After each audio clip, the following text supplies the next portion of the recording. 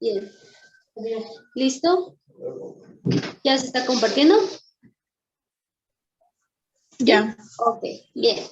Entonces, ya habíamos visto los cambios astronómicos, ahora vamos a ver acerca de la revolución industrial. La revolución industrial va a transformar o vino a transformar las antiguas sociedades agrarias. También significa una expansión industrial. ¿Por qué? Porque necesita una revolución agrícola, es decir, transformó las antiguas sociedades agrarias mediante una revolución agrícola para que se pudiera expandir la industria. Ahora bien, las antiguas sociedades agrarias se caracterizaban por una baja productividad, que era típica de las relaciones feudales que eran dirigidas por el autoconsumo, es decir, únicamente producían para la propia familia o para el propio, bueno, sí, la propia familia, la propia casa feudal en donde ellos habitaban. Entonces, no había un comercio como tal, no habían mercados. Entonces, esto generó o esto produjo una revolución agrícola. Esta revolución agrícola produce un aumento en la producción y provoca un aumento de población. ¿Por qué? Porque gracias al aumento de la producción, pues hay o da lugar a una intensividad y a nuevos cultivos. Entonces, al aumentar esta producción, se necesita más mano de obra. Esto provoca un aumento de población. La intensividad y los nuevos cultivos se orientan al mercado. La mano de obra va a producir una revolución de transporte. ¿Por qué?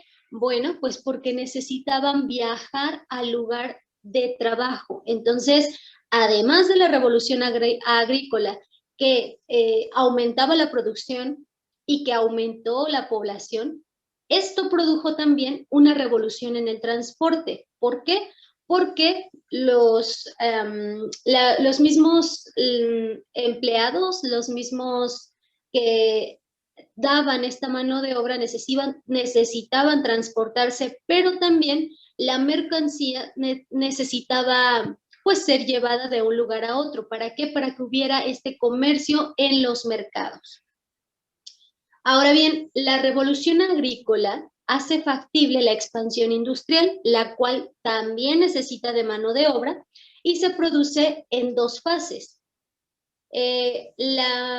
Estas fases son la primera revolución industrial y la segunda revolución industrial, que abarca de 1870 a 1914. La primera es de 1780, en donde utiliza el carbón. Esa fue la primera revolución industrial, donde se utiliza el carbón como una materia prima.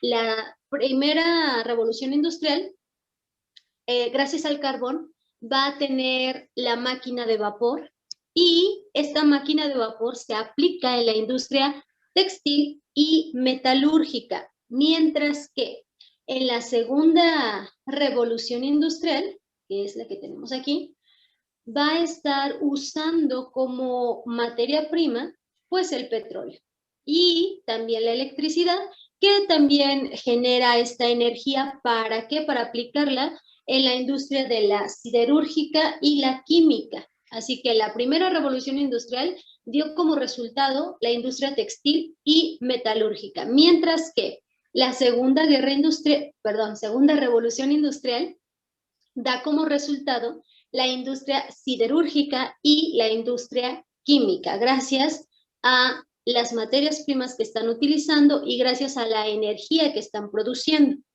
Hasta aquí, ¿hay alguna duda? ¿Hay alguna pregunta? ¿Sí? ¿No? ¿No? ¿Ninguna? ¿Se están durmiendo? Bueno, espero que no. Bien, entonces, de aquí pasamos a lo que es la ilustración. La ilustración es causada por los cambios socioeconómicos y el avance científico y técnico, bueno, tecnológico. Ahora, ¿por qué los cambios socioeconómicos, o más bien qué tipos de cambios socioeconómicos? Pues como el crecimiento de la administración, el comercio, la industria, el crecimiento de las ciudades, la organización estatal más eficiente. Entonces, aquí la ilustración se ve marcada por estos cambios socioeconómicos, pero también por los avances científicos y tecnológicos. La ilustración es un movimiento intelectual y científico del siglo XVIII.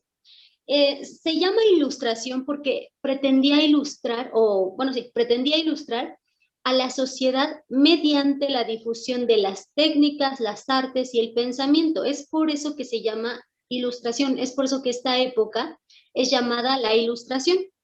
La ilustración se caracteriza por una visión crítica de la realidad, es decir, ya no aceptaban como tal pensamientos pues más de creencias de las religiones, de dioses, de deidades, sino que ahora ya había una visión más crítica, se cuestionaban el porqué de las cosas.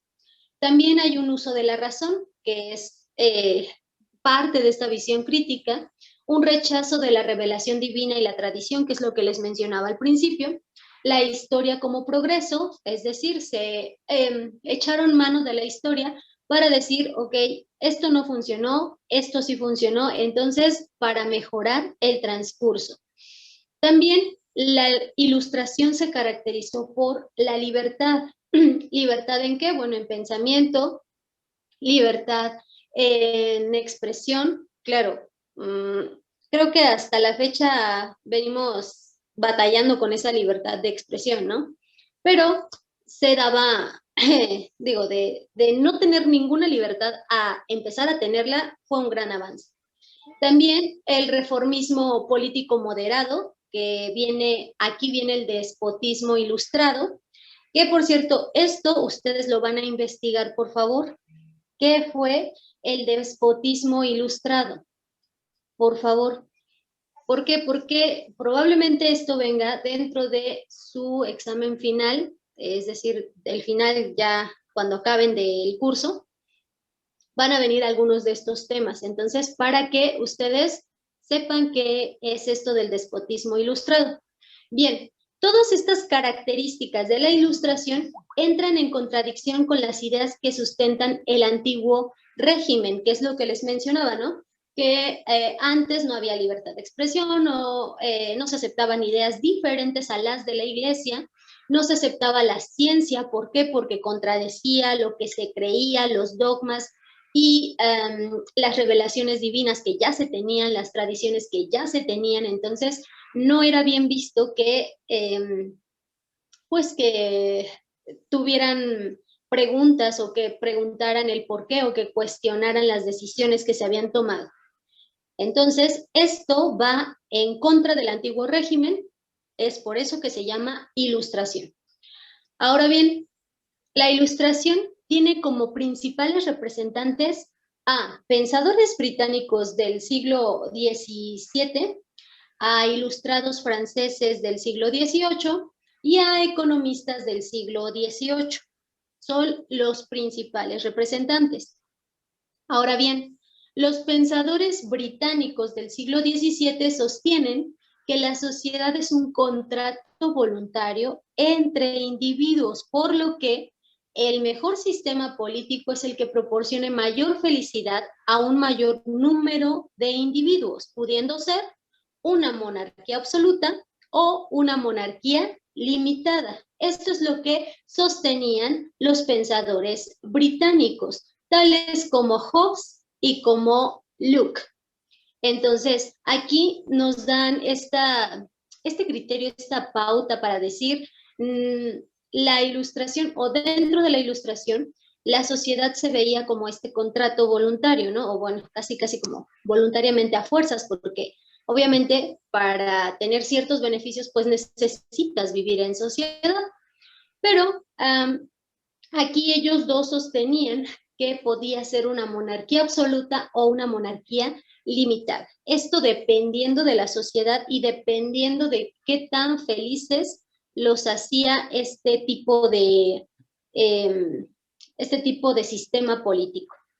Bien, de aquí los ilustrados franceses del siglo XVIII, tales como Montesquieu, Voltaire y Rousseau, creo que sí, así se pronuncia. Bueno, estos tres ilustradores franceses, de Montesquieu propone la división de poderes, mientras que Voltaire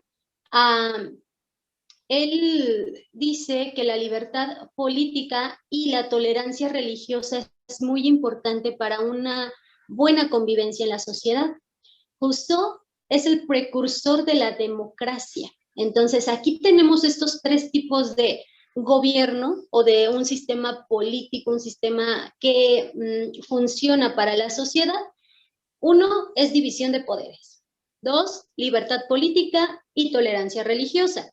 Y tres, democracia, que como nosotros ya hemos visto, bueno, sí hay división de poderes y según esto sí hay democracia, debería haber más.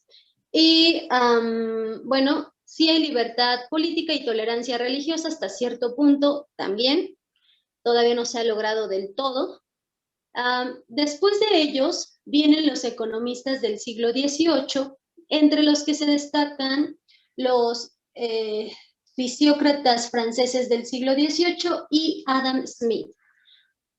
Los fisiócratas, sus ideas eran que la riqueza proviene de la tierra y que no intervenga el Estado, es decir, no permitían la intervención del Estado y además ellos consideraban valioso lo que venía o lo que provenía de la tierra, es decir, por ejemplo, la agricultura, que ellos la reconocían como parte importante del comercio, ya que sin la agricultura entonces no se podrían tener ciertos productos y ciertos beneficios de los cuales se gozaba en ese tiempo y que además seguimos gozando en este tiempo. Adam Smith, sus ideas eran la búsqueda del interés individual aumenta la riqueza colectiva, el trabajo como fuente principal de riqueza y la ley de la oferta y la demanda, que obviamente son muy buenas ideas, ya que si bien es cierto que nosotros buscamos beneficios individuales, no sé, al superarnos cada día, por ejemplo, ustedes tener su bachillerato terminado y tal vez seguir con la universidad y encontrar un mejor empleo. Estos intereses individuales hacen que la riqueza colectiva aumente. ¿Por qué? Porque si hay personas preparadas, entonces el país, comenzando por nuestras casas, pero el país comienza a mejorar. Esa es la riqueza colectiva, el trabajo como una fuente principal de riqueza. Nosotros sabemos que sí, efectivamente, si no trabajamos, pues no hay cómo sostenernos, ¿no? Y la ley de la oferta y la demanda, si bien es cierto, el comercio es una clave importante. ¿Por qué? Porque estamos, de hecho, no solamente en el comercio, también nosotros estamos ofreciendo y demandando en todo momento, ya sea en la parte afectiva, ya sea en la parte del trabajo o ya sea también en el comercio, obviamente, ¿no? Entonces, hay esta parte de oferta y de demanda. Hasta aquí. ¿Hay alguna duda? ¿Hay alguna pregunta? Sí, no. Muchas preguntas, ninguna.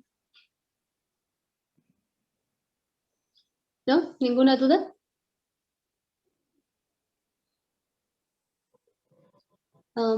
Lady, Ángela, Auri, ¿alguna duda, alguna pregunta?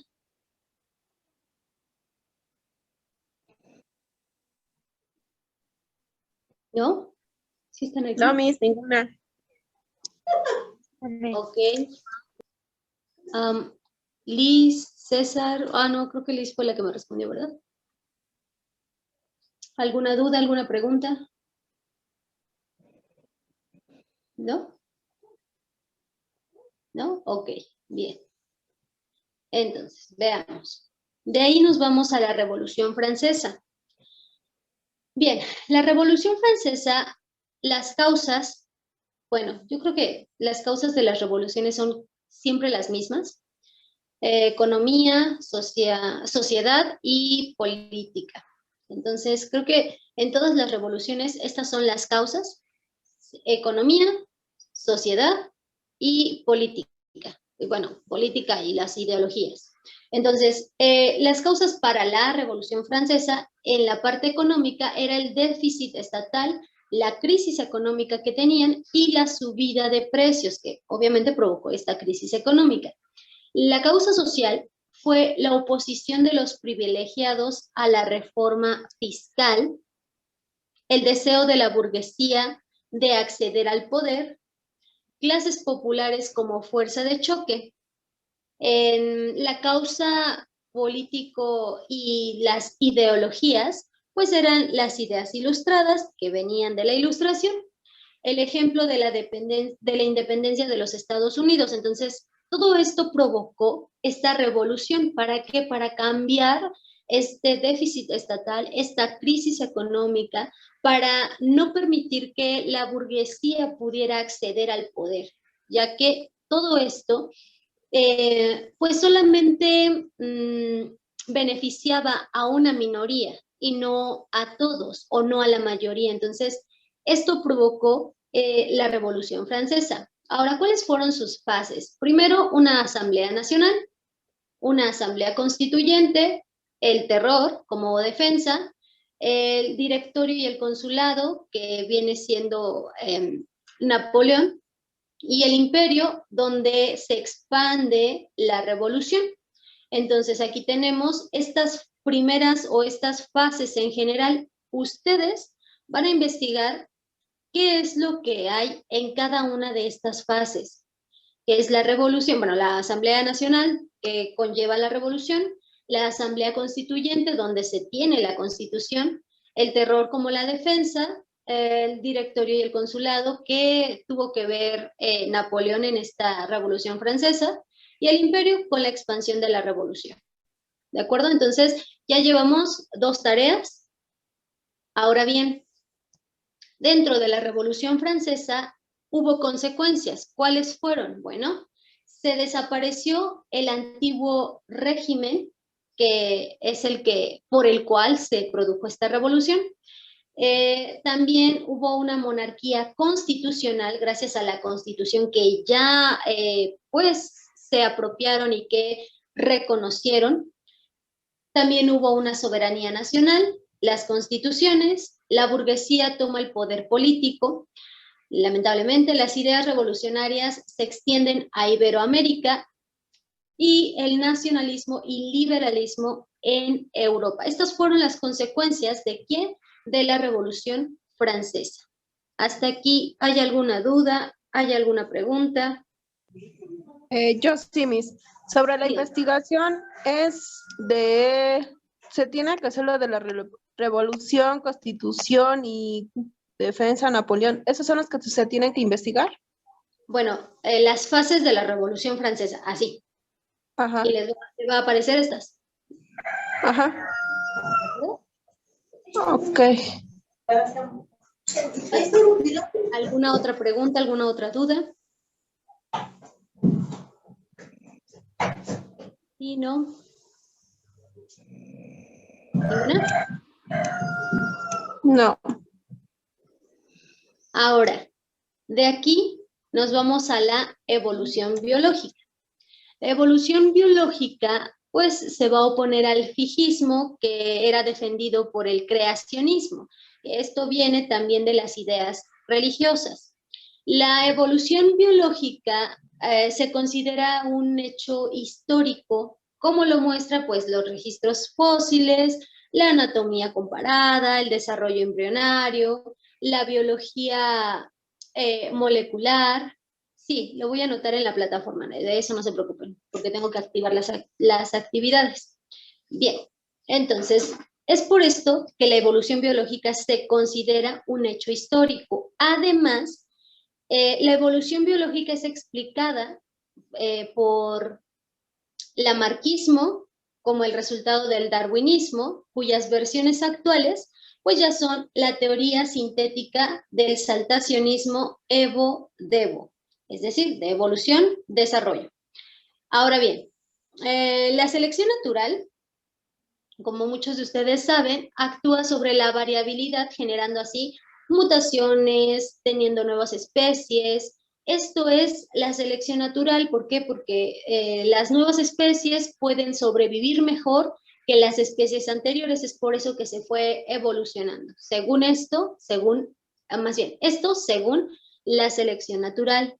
Dentro del darwinismo se defiende un origen común, y esto es que todos los organismos, incluidos los seres humanos, pues fueron originados por la evolución de otros homínidos, como bien lo sabemos, ¿no? Que según esto venimos del mono, pero obviamente no es nada más como aseverar algo, sino que hubo estudios y observaciones antes de poder tener esta teoría. Ahora bien, nosotros sabemos que estas teorías son las más aceptadas. Sin embargo, como la creación del universo, hay varias teorías y hay varias teorías aceptadas, pero hasta ahora no hay una teoría que sea, pues, como tal, la verdad absoluta y decir, sí, esto fue como ocurrió y punto. No, sino que son teorías, son cuestiones que todavía se necesita seguir ahondando en el tema. Y yo creo que no en este tiempo tal vez, o tal vez van a pasar muchos, muchos años, para poder llegar a una realidad pues más verídica, ¿no? Claro, esto dependiendo de los avances que se tengan y dependiendo de las observaciones que se hagan. Hasta aquí, ¿hay alguna duda? ¿Hay alguna pregunta? ¿Sí, no? ¿Ninguna? ¿No? De acuerdo. Bien. Ahora, bueno, de aquí nos vamos a ir al materialismo histórico. Como bien sabemos, el materialismo, sus precursores son Karl Marx y Friedrich Engels. Karl Marx, pues, da un modo de producción en la lucha de las clases, en la alienación política, social, religiosa, y también económica. Friedrich Engels nos da la plusvalía, la dictadura del proletariado. Es decir, Karl Marx, pues es esta lucha de clases, es esto de decir que la política, la sociedad, la religión, la económica tenía que estar en conjunto para poder dar como resultado una buena producción y que la sociedad tuviera más beneficios. Mientras que Friedrich Engels da la plusvalía, es decir, que ahora tus posesiones van a tener un plus, un valor más alto. ¿Con qué? Bueno, si tú le agregas, no sé, si tú a tu casa le agregas piso de azulejo, bueno, la haces más cara, le agregas un valor. Si a tu casa, no sé, le aumentas un piso, le das más valor. Si tu casa está en una colonia, pues, segura, por así decirlo, pues todavía tiene un mayor valor. Y así cada uno de tus objetos que tengas, más bien de los que tú seas dueño. Obviamente esto no aplica para los autos, porque sabemos que los autos, en cuanto salen de la agencia, su valor baja, su valor disminuye. Pero en cuanto a, por ejemplo, las posesiones como los terrenos, como las casas, como... ¿Las bienes raíces? Exacto, bienes raíces, eso. Los bienes raíces son estas las que tienen este valor, o más bien van incrementando su valor con respecto al tiempo. Claro, todo depende de que la economía se sostenga. Si la economía se viene abajo, entonces también los bienes raíces se vienen abajo. Pero eso es lo que defendía Friedrich Engels. Aquí el materialismo histórico, el surgimiento, viene por razones políticas y económicas, también sociales contradictorias. ¿Por qué? Porque este materialismo pues nos da la lucha de clases, las fuerzas productivas, relaciones de la producción, medios de producción, plusvalía, plus trabajo. Entonces, todo esto tiene que ver con lo que yo puedo obtener, con lo que yo puedo, de lo que yo puedo ser dueño. Y gracias a lo que yo tengo, entonces se mide mi riqueza, se mide mi estatus, mi clase social, se mide mi fuerza productiva. Así es como se daba este materialismo histórico, que obviamente yo creo que en la actualidad se sigue manifestando, claro, de diferente manera. ¿Por qué? Porque ahora tal vez, bueno, sí, es valioso tener un lugar donde vivir, que sea propio, es valioso, sigue siendo valioso, pero yo creo que ahora el materialismo se va o se da más en experiencias.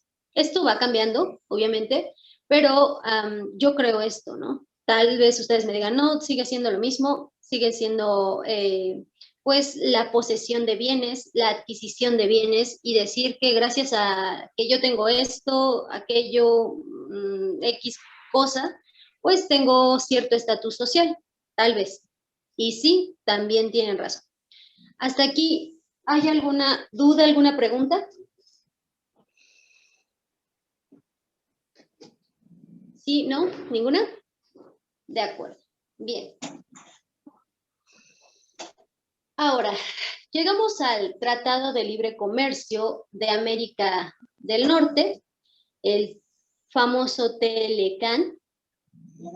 Aquí, como nosotros bien sabemos, este Tratado de Libre Comercio, pues abarca Canadá, Estados Unidos y México, donde hay una zona libre de comercio. Claro, este Tratado de Libre Comercio viene o ha sido cambiado en varios momentos y no recuerdo bien si actualmente ya no se le llama Tratado de Libre Comercio y tiene algunas pautas que cambiaron. Si alguien sabe y si me ayuda, por favor, estaría muy bien. Pero me parece que sí, que ya no se llama como tal Tratado de Libre Comercio. Bien, pero bueno, el Tratado de Libre Comercio fue firmado en diciembre del 92 por Carlos Salinas de Gortari, George H.W. Bush, Brian Mulroney, que son estos que están justo aquí. Tenemos a Carlos Salinas de Gortari, a George Bush y a Brian Mulroney. Ay, no sé cómo se pronuncia este apellido. Bien, pero ellos fueron los que firmaron este Tratado de Libre Comercio en el 92 para que entrara en vigor en enero del 94.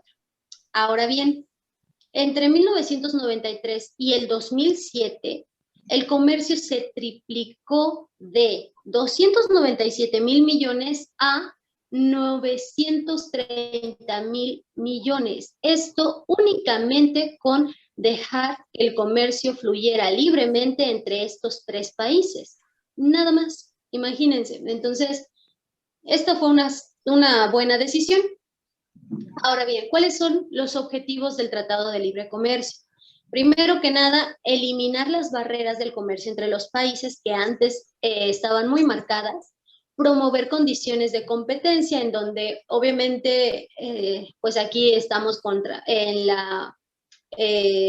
lo que te ofrezco y en lo que tú me demandas, pero siempre entregando mayor calidad para tener esta buena competencia. Proporcionar protección y aplicación de derechos intelectuales, en donde ya vienen ahora sí estas patentes para los productos que se daban. ¿Por qué? Porque obviamente pues era sin estas patentes es muy fácil copiar el producto y hacerlo suyo sin haber sido el creador. Entonces, es por eso que ahora se da estos derechos intelectuales, esta seguridad. ¿Para qué? Pues para que no haya estos casos. Se aumentan las oportunidades de inversión, es decir, ahora Por ejemplo, México puede invertir en Canadá, Canadá puede invertir en Estados Unidos puede invertir en México. ¿Para qué? Para tener estas fuentes de empleo, también para tener una economía fluida. Y estos son algunos de los objetivos del Tratado de Libre Comercio entre América del Norte. Bien, hasta aquí. ¿Hay alguna pregunta? ¿Hay alguna duda? Sí, no.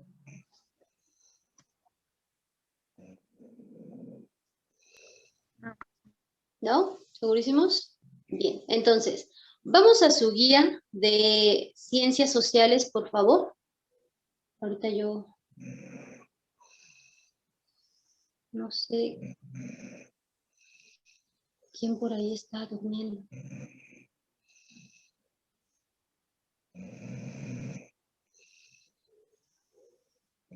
¿Alguien? ¿Sí se escucha eso?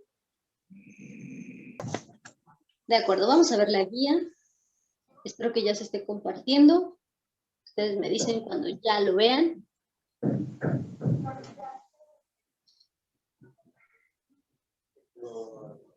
¿Ya la ven? Sí.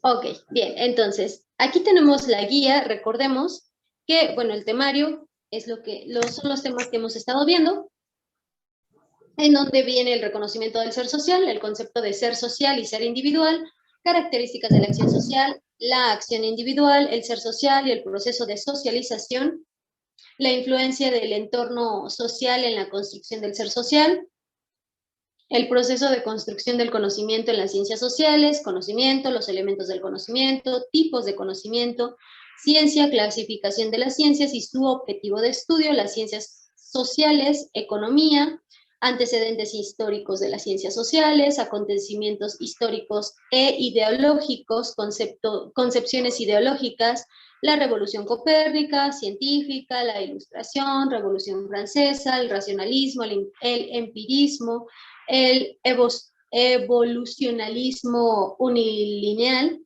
la revolución industrial, los sucesos históricos. Entonces, aquí tenemos desde el reconocimiento del ser social, que es lo que estuvimos viendo al principio de esta materia. Ya sabemos qué es un ser social, qué es un ser individual, por qué vivimos en sociedad y cómo son, o más bien, qué diferencia el ser social de una acción social o el ser individual de una acción individual. Bien, asimismo, vimos el proceso de socialización, la influencia del entorno social en la construcción del ser social, el proceso de construcción de conocimiento en las ciencias sociales, en donde definimos el conocimiento, los elementos del conocimiento, los tipos de conocimiento, en donde vimos el conocimiento intuitivo, el conocimiento empírico, religioso. Es más, ok, ya. El conocimiento científico, también vimos a la ciencia y la clasificación de las ciencias, también su objeto de estudio. Bueno, vamos a ver aquí. No, ok, aquí. Liz, ¿me podrías ayudar a leer esta parte de la ciencia y los elementos de la ciencia, por favor? Sí, actividad. ¿Leo eso o me brinco? No. La parte de abajo, el 2.4. Ah, ok. Ciencia, clasificación de la ciencia y su objetivo de estudio. Ciencia, proviene del latín scientia, de inciri, que significa conocer. La ciencia es el estudio sistemático de cualquier campo de la naturaleza. La sociedad que se sostiene por medio de una justificación racional o verificable. La ciencia es un conocimiento probado, sistematizado, universal, reproducible y objetivo. Elementos de la ciencia. Fáctico, por parte de los hechos dado en la realidad. Transcendente, por ir más allá de los hechos. Analítico, por descomponer y recomponer el todo y sus partes del objetivo de estudio, claro y preciso, ya que en la ciencia no caben impresiones o vaguedades. Simbólico, ya que es tan amplio que requiere de símbolos para explicarse mejor. Comunicable, porque se dirige al mundo. Verificable, ya que todo él es objeto de la observación y la experimentación para enriquecerlo. Metódico, porque todo se planea y todo se organiza.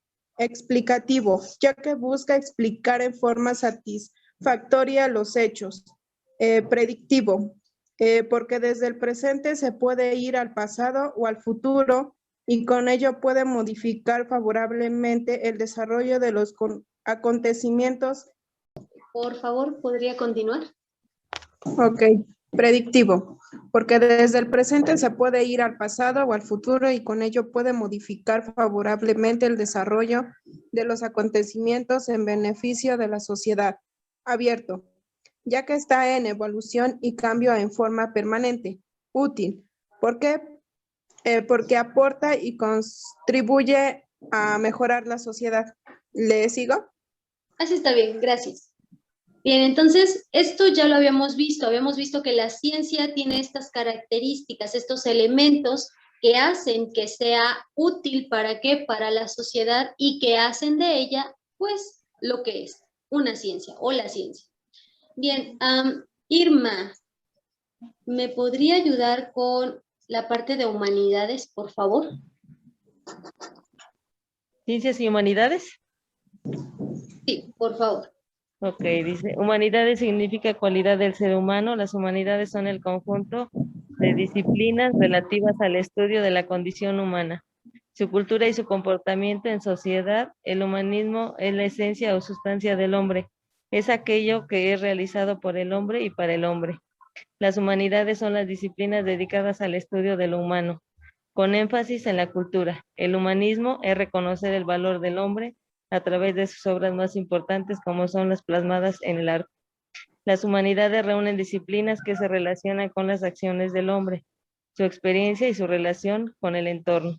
Aportan estudios que enriquecen al espíritu, pero no tiene...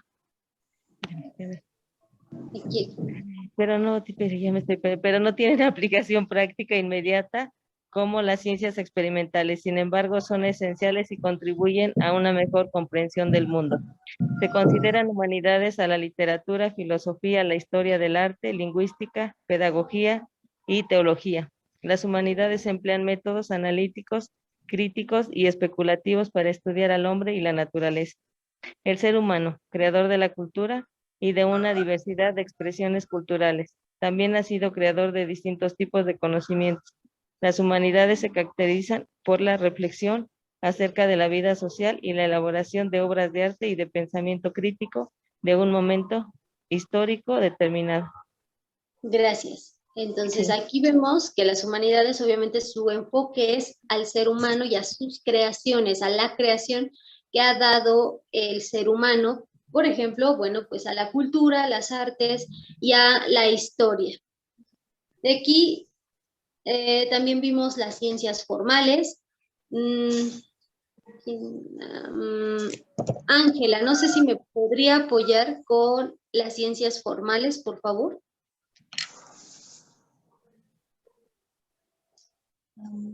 ¿Sí está Ángela?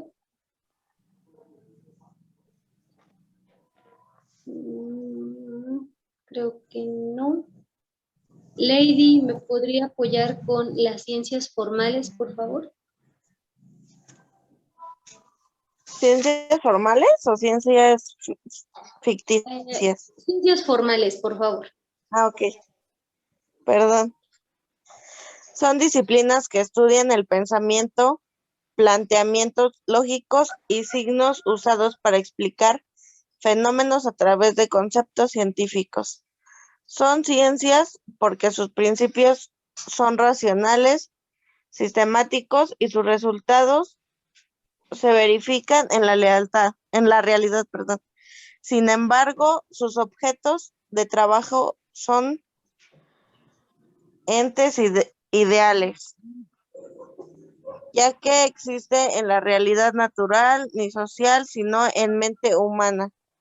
Al no requerir su comprobación con los objetos de la realidad, las ciencias formales utilizan un tipo de razonamiento de tipo deductivo, que va de lo general a lo particular. Entre las ciencias formales podemos encontrar a la lógica y a la matemática, ya que manejan un vocabulario a partir del uso de símbolos, alfabetos particulares, como es el caso de los números, las funciones o las ecuaciones matemáticas. Estos símbolos se conectan y relacionan a través de las reglas gramaticales que restringen o condicionan todas las combinaciones que se pueden hacer.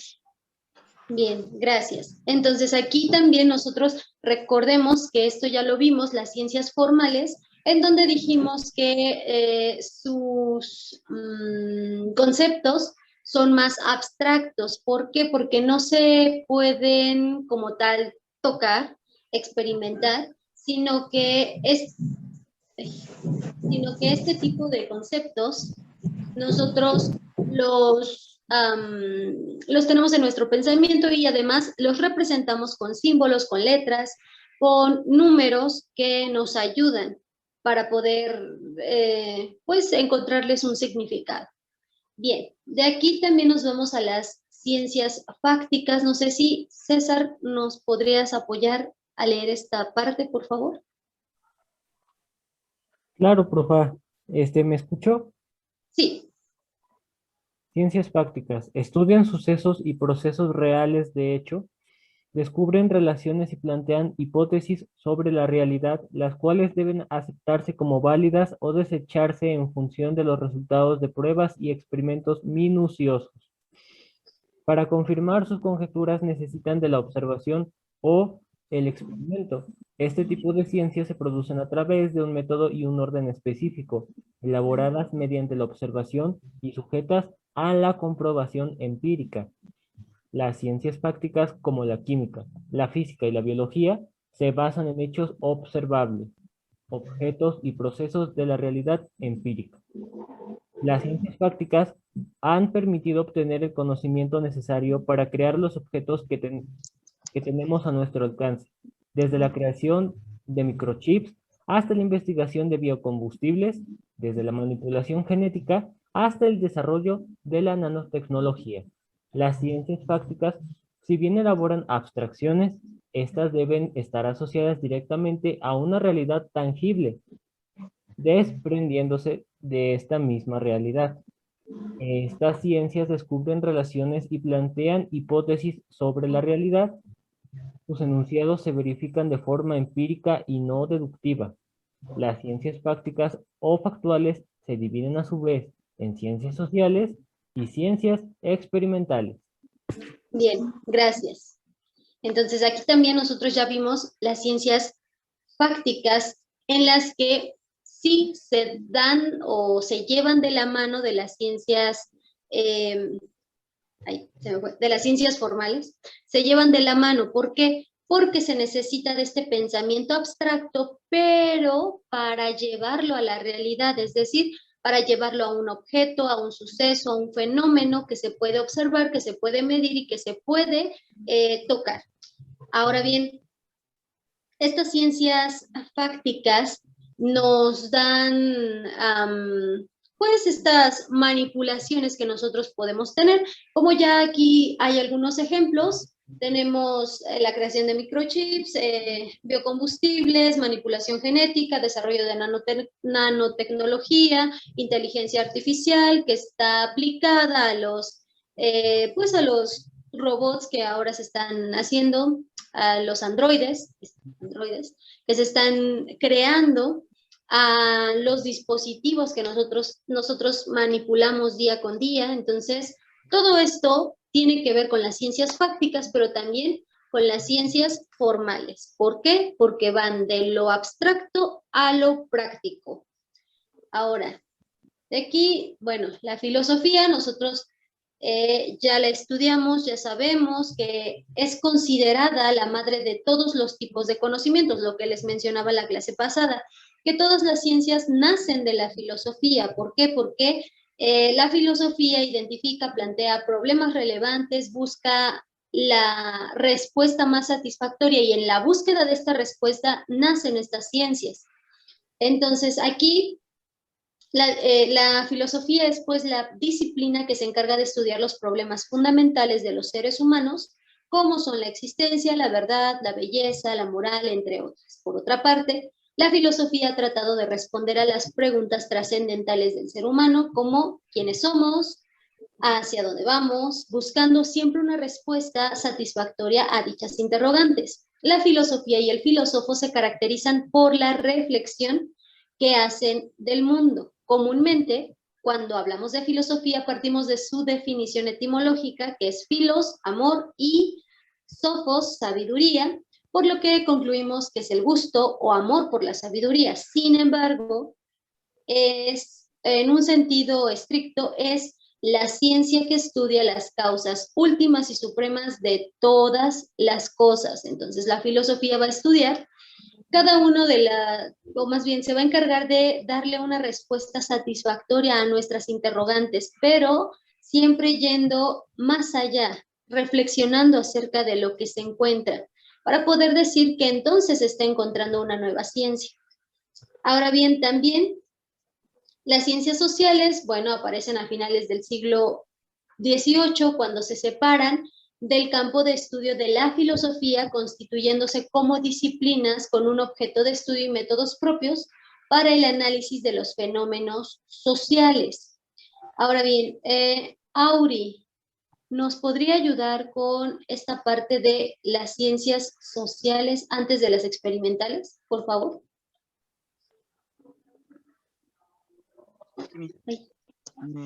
Son el conjunto de disciplinas que buscan conocer, interpretar, entender y juzgar y explicar la realidad social como el producto de los cambios y como parte del contexto cultural de los seres humanos a fin de predecir, prevenir y controlar los actos. La finalidad de las ciencias sociales es desarrollar relaciones más sanas para que todos podamos vivir en armonía. Por eso las ciencias sociales son el producto de la actividad social del hombre, ya que surgen de las relaciones humanas, del encuentro entre los seres que buscan el bienestar social, como son las ciencias del derecho, política y la economía. Por otra parte, existen grupos de ciencias sociales que se encargan de estudiar al hombre como ser social, y eso que busca entender, juzgar, valorar y explicar la conducta humana, tanto como en la dimensión social como en la individual. Entre estas se encuentra la historia, sociología, antropología, psicología y la geografía. Muy bien, muchas gracias. Entonces, como bien ya estamos observando, la finalidad de las ciencias sociales, pues busca, más bien es la de desarrollar o llevar a cabo una relación más armoniosa. ¿Para qué? Pues para que nosotros podamos vivir en sociedad y sobre todo entender esta parte social del ser humano. Y al comprenderla, entonces, ser capaces de llevarla a cabo de la mejor manera. Bien, también tenemos dentro de estas a las ciencias experimentales. No sé si hay... ¿ya está Ángela por ahí? ¿Nos escucha Ángela? Ok, creo que sigue sin poder hablar. Irma, ¿nos podría ayudar con las ciencias experimentales, por favor? Sí. Ciencias experimentales estudian al universo natural y material, aquellos fenómenos que ocurren de manera física y sin intervención de los seres humanos. También son conocidas como ciencias naturales. Entre las ciencias experimentales podemos encontrar a la biología, la física y la química. El objeto de estudio de las ciencias experimentales es la naturaleza, siguiendo la modalidad del método científico, conocido como método experimental. Las ciencias experimentales estudian los aspectos físicos del mundo. Los conocimientos que generan las ciencias experimentales son certeros, claros y se pueden demostrar permitiéndole encontrar leyes generales para saber cómo se comporta la naturaleza. Ok, gracias, Irma. Entonces aquí nosotros también ya vimos las ciencias experimentales y algunas de estas son la biología, la física, la química, que buscan, pues, a través del método científico, poder tener este conocimiento, poder obtener este conocimiento acerca de los fenómenos que suceden, de los fenómenos físicos, de lo que sucede dentro de los seres vivos, de lo que sucede en las reacciones químicas, por ejemplo. Entonces, todo esto nos lleva a experimentar con lo que existe, con lo que hay. Y también, como ya vimos, se llevan o se dan de la mano de estas ciencias formales en las que existe este pensamiento abstracto. ¿Por qué? Porque también utilizamos ciertas representaciones para poder explicar los fenómenos. Ahora, como ya bien hemos dicho, hay diversas ciencias sociales, como la economía, como el derecho, que es lo que venimos estudiando, las ciencias políticas, la antropología, los tipos de antropologías, la historia, también la sociología, la teoría del conflicto. Ok, aquí, por favor. Lady, ¿nos podría ayudar leyendo la sociología, por favor? Sociología. La palabra sociología fue creada por Auguste Comte a partir de la integración del vocablo latino socius, asociado o en común, y del griego logos, estudio o conocimiento. Esta ciencia estudia el hombre en sociedad, sus organizaciones y estructuras sociales, la naturaleza de los grupos e instituciones y las relaciones humanas. La sociología se apoya en varias corrientes teóricas para explicar las transformaciones que ocurren en la sociedad. ¿Estas son? ¿Le sigo? Ok, sí, por favor. Funcionalismo. Considera a las sociedades como seres vivos, es decir, lo que ocurre en parte del sistema social afecta directamente al conglomerado social. Además que la sociedad representa un sistema constitutivo por subsistemas o estructuras que trabajan o funcionan en interdependencia. Teoría del conflicto. Está orientado al estudio de las estructuras y las instituciones sociales bajo el principio de que la sociedad tiene dos perfiles, el conflicto y el consenso. Interaccionismo simbólico. Propone que la capacidad del pensamiento humano esté modelado por la interacción social. De acuerdo. Bien, muchas gracias. Okay. Hasta ahí está bien, gracias. Entonces aquí nosotros esto ya lo vimos, ya vimos que la sociología, bueno, pues es el estudio del hombre en sociedad, del ser humano en sociedad, además de que tiene estas corrientes teóricas como lo son el funcionalismo, la teoría del conflicto, el interaccionismo simbólico, además de la sociología comprensiva y la teoría crítica, donde la sociología comprensiva, bueno, pues va a interpretar los significados que están por detrás de la acción social para comprender y explicar su desarrollo y efectos, que es lo que nosotros mencionábamos, ¿no? ¿Cuál es la intención de cierta acción social y para qué se está llevando a cabo? Además, la teoría crítica es el conjunto de las ideas propuestas por una serie de intelectuales que provienen de diferentes disciplinas asociadas a la Escuela de Frankfurt y proponen un cambio radical de la sociedad, que es también los ejemplos que mencionábamos, para un cambio radical dentro del pensamiento de la sociedad, de acuerdo a sus tradiciones, sus principios, sus valores, de acuerdo también a las creencias que se tienen ya arraigadas en una sociedad, y que esta teoría crítica viene y quita estos pensamientos de manera radical, un cambio radical. ¿Para qué? Para dar pauta a las nuevas generaciones, por ejemplo. Ahora bien, aquí en los antecedentes históricos de las ciencias sociales, bueno, pues vamos a tener a la interpretación mágico-religiosa, que es la que ya veíamos, los tipos de interpretaciones que hay, la mágico-religiosa, la artística y la científica. Además, aquí tenemos algunas concepciones ideológicas, que es también lo que ya vimos acerca de Platón, acerca de Aristóteles, acerca de Thomas Hobbes, qué es lo que ellos pensaban, cómo ellos llevaban a cabo o cómo ellos interpretaban a la sociedad. También ya vimos la Revolución Copérnica, la Revolución Científica, la Ilustración, ya vimos la Revolución Francesa, ya vimos la Revolución Industrial, también vimos el racionalismo, que viene dado con... A ver, vamos a ver el racionalismo. Aquí. Liz, ¿me podrías apoyar a leer esta parte del racionalismo en la página, bueno, parte de la página 99 y parte de la página 100, por favor? Perdón, se me olvidó.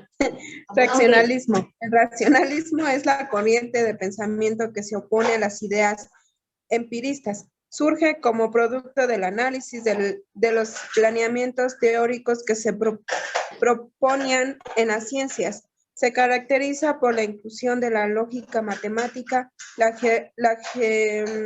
geometría y el paradigma experimental de la física a los postulados filosóficos. ¿Y por qué propone sustituir la experimentación por el racionamiento de las cosas, sus fuerzas y naturaleza?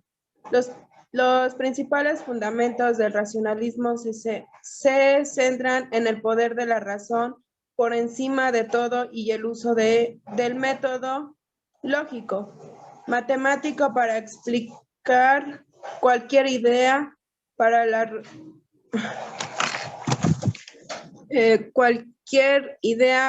los racionalistas. Todo lo que podemos recibir del mundo es posible gracias a la razón, la cual se convierte en el fundamento de todo cuanto conocemos. Su máxima exponente fue el físico, matemático, filósofo y científico franceses René Descartes, pionero de la filosofía moderna, que contribuye en los métodos denominados como duda metádica, que consiste en dudar de los conceptos que hasta este momento se había aceptado como válido. Su pensamiento se puede resumir en los siguientes puntos. Propone el método de la duda para construir el conocimiento. Planea la importancia del uso de la razón para comprender la realidad. Sugiere la eliminación del prejuicio a final de producto, conocimientos verdaderos. Solo se puede conocer de lo existente por medio de la razón.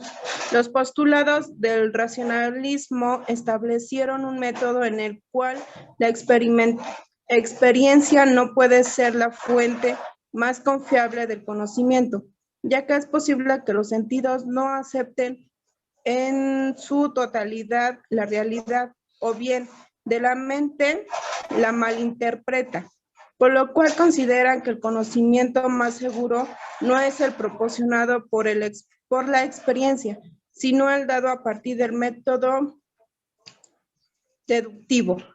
El racionalismo dota a las ciencias sociales con mecanismo de comprobación mediante la lógica y la deducción. También sugiere a toda disciplina social el uso de la razón como principal criterio para producir conocimiento y validarlo.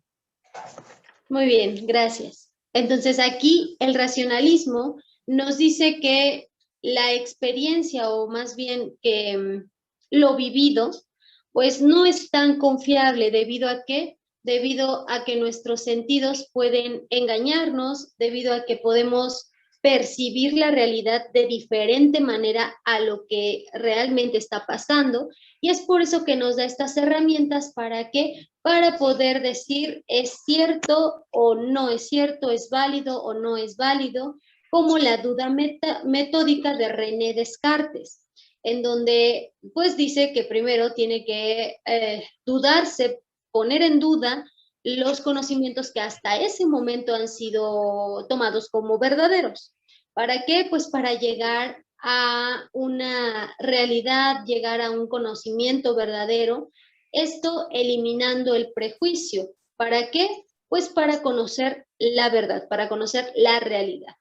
Bien, entonces esto tiene que ver con el racionalismo. El empirismo, por otro lado, su postura es filosófica, dicta que la única forma de obtener conocimientos es a través de las experiencias, vivenciales o sensitivas, es decir, de los sentidos. Para los pensadores del empirismo, las ideas o contenidos de la mente provienen de los sentidos. Sugiere que el conocimiento más fidedigno proviene del olfato, el gusto, la vista, el tacto y el oído, y que es por medio de estos que conocemos el mundo. Esta corriente se desarrolla en los siglos XVI y XVII, siendo los ingleses sus mayores exponentes de esta postura. Se ve fortalecida por las aportaciones de Isaac Newton, quien, a través del razonamiento matemático, lógico y cuantitativo, trató de entender los fenómenos naturales. Para los empiristas, la mente tiene ideas simples que emanan de los sentidos y estas provienen de la realidad. Por lo tanto, la percepción sensible y la experiencia son dos aspectos que originan el conocimiento. Su mayor exponente es John Locke, a través de su obra Ensayo sobre el conocimiento humano en 1690, señala que el conocimiento se queda de manera inmediata en las propias ideas. El empirismo fue defendido por filósofos durante el Renacimiento y la Ilustración, como Francis Bacon, Thomas Hobbes, John Locke, David Hume, los cuales fueron los más comprometidos con la postura filosófica. Ahora, para identificar la relación de la filosofía empirista con las ciencias sociales, se considera lo siguiente. La realidad se puede conocer a través de nuestra experiencia y nuestros sentidos. El conocimiento es posible a partir de la experiencia que tenemos con el mundo y de la realidad. Los fenómenos y los hechos pueden ser comprobables. Entonces, si bien es cierto que a través de la racionalización, a través del razonamiento, a través de lo que nosotros pongamos en duda y reflexionemos acerca de la realidad, se puede obtener un conocimiento más verdadero, también es cierto que a través de la experimentación, a través de nuestros sentidos, obtenemos información. Entonces, esta relación entre la filosofía empirista y las ciencias sociales nos dicen o nos marcan que sí, tanto el racionalismo como el empirismo van de la mano. ¿Por qué? Porque la realidad se puede conocer a través de nuestra experiencia y nuestros sentidos, que es el empirismo. El conocimiento es posible a través de la experiencia que tenemos con el mundo y la realidad. Aquí ya vienen unidos tanto el empirismo como el racionalismo. Y los fenómenos y los hechos pueden ser comprobables. Aquí ya viene también unido el racionalismo y el empirismo. ¿Por qué? Porque los fenómenos y hechos nosotros podemos verlos, podemos sentirlos, e incluso en algunos podemos palparlos, entonces pueden ser comprobables y aquí entra la razón para decir, ok, ¿qué de lo que yo estoy sintiendo es real y qué tanto se asemeja a lo que, no sé, otras personas también sienten con el mismo fenómeno? Aquí entran estas dos posturas, tanto el empirismo como el racionalismo. ¿Hasta aquí hay alguna duda? ¿Hay alguna pregunta? Sí, no.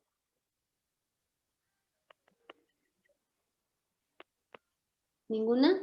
Bien. Y bueno, aquí ya vimos también algunos sucesos históricos de las ciencias sociales. Y, ¿dónde estaba? Bien. Ok.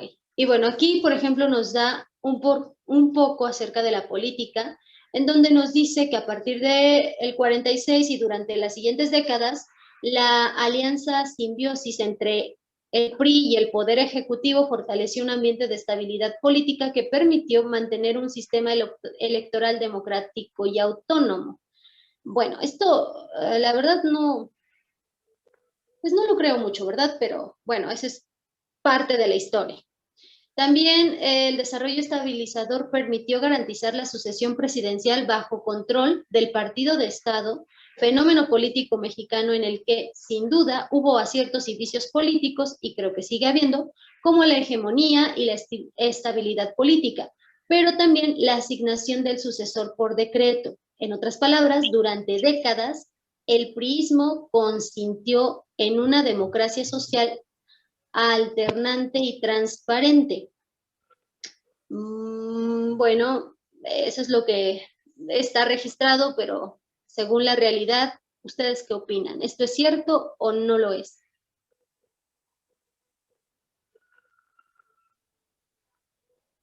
¿Creen que sí? ¿Creen que no? ¿En que sí hubo una democracia social alternante y transparente? No. ¿No? ¿Por qué no?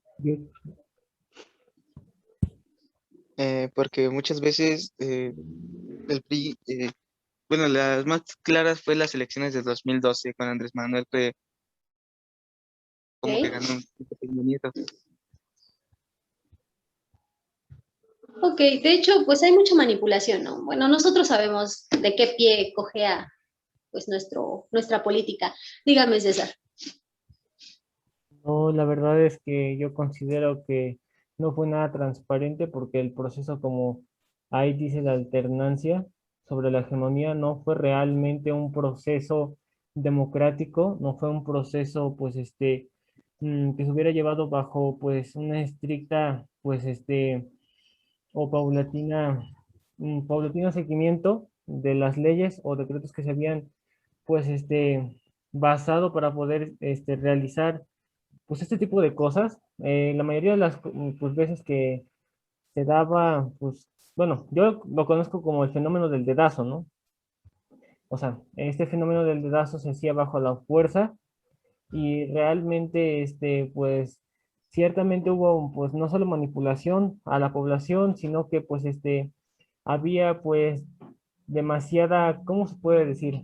Mm, imposición, hasta llegar a veces en algunos casos a la Fuerza Armada para que en las mismas votaciones pues el sucesor pues tomara el cargo, pero pues les digo que no era pues pues de forma mm, Fidedigna. fidedigna o consciente por parte pues de la misma población. Y además de que pues desde aquí se vinieron al arrastre diferentes problemáticas como el hecho de la corrupción, los lavados de dinero, pues también diferentes crisis. Pues también yo creo que el gobierno priista en un cierto momento de la década del 40 al 60, pues tuvo un apogeo muy importante, pero luego pues hubo una muy grande decadencia, luego pues se vino el boom petrolero, pero pues no hubo mucho que destacar realmente después de este suceso y pues creo que al arrastre también pues se vino un problema en el cual México ha tenido que estar pues, ¿no? Remunerando o recuperando la pues situación en la que está, porque de verdad pues sí todavía se sigue viviendo en una situación muy intensa en donde la pobreza pues sigue abarcando el 50%, pero pues la verdad, como les digo, pues no se me hace pues prudente hablar de un pues fenómeno del PRI transparente. Ok, bien, gracias, César. Es verdad, no ha sido una democracia alternante y tampoco transparente. Nosotros sabemos que en la política hay mucha corrupción y que, bueno, que aunque ciertos partidos y políticos digan que van a terminar con esta corrupción, bueno, creo que es un poco difícil decir que erradicarían la corrupción, debido a que ya lleva varios años, ¿no? Y que ya tiene una raíz muy fuerte y que los que entran en el poder, pues, precisamente buscan esto, ¿no? El poder y el beneficio propio, nada más.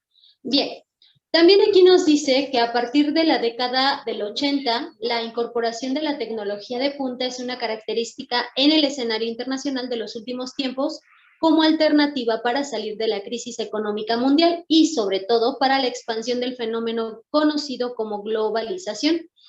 De esta forma, es posible señalar que en México el factor de las telecomunicaciones, pues bueno, fueron los teléfonos.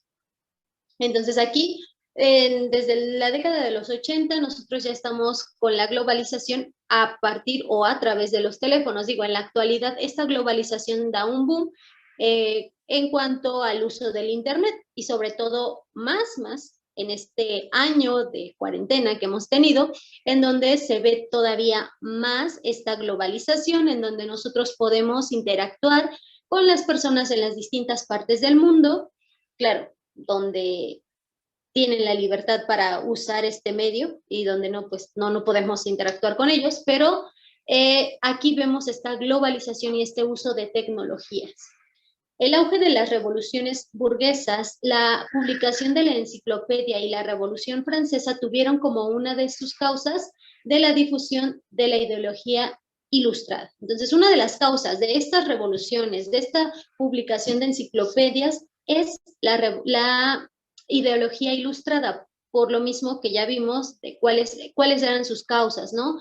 Pues sus principales objetivos era que la población tuviera una mente más abierta, más despierta, más crítica, y que no aceptaran como verdad absoluta lo que el clérigo mencionaba o decía, lo que la religión adoctrinaba, sino que fueran más allá y que razonaran y que cuestionaran todo, ¿no? Entonces, de ahí se vienen estas revoluciones. Ahora bien, la actual Declaración Universal de Derechos Humanos tuvo como uno de sus puntos de partida la Declaración de los Derechos del Hombre y del Ciudadano de 1789, originada tras el inicio de la Revolución Francesa. Gracias a la Revolución Francesa vienen estos derechos humanos para declararlos como legítimos. ¿Para quién? Para el hombre, para el ciudadano. Ahora, aquí hay algunas ideas esenciales. Los hombres nacen y permanecen libres e iguales en derechos. La meta de toda asociación política es la conservación de los derechos. La conservación de los derechos naturales e imprescriptibles del hombre. El origen de toda soberanía reside esencialmente en la nación. La libertad consiste en poder hacer todo lo que no daña a los demás. Y estas son algunas de las ideas esenciales, que si bien es cierto, o más bien, estas ideas sí son ciertas, sí son esenciales, pero falta un poco para que realmente estén cumpliéndose, ¿no? Porque, pues bueno, como ideas están muy bien, pero ya en la realidad es ahí el problema, ¿cierto? Hasta aquí, ¿hay alguna pregunta?